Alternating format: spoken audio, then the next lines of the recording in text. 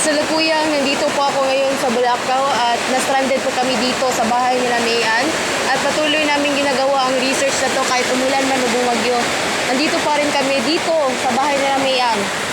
Dito nakikita natin na sobrang busy ng mga tao.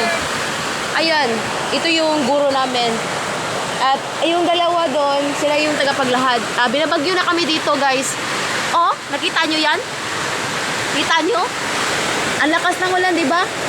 Malakas ang hangin. Live na live tayo dito sa Bulacau ngayon. Ano masasabi mo? Tawag no! Ang aking kaluluwa! Ang aking brain ay natupad na sa akin! Wala na akong ikatumaluga! Ano? Patuloy pa ba natin? Ano? Binabagyo na tayo dito eh. Anong gagawin natin? Ako ay napapraning! Napapraning ang tao! Ako ba ay okay lang? Oo! Okay lang ako! Kung ikaw ay masaya, tumawa ka! Tangina mo!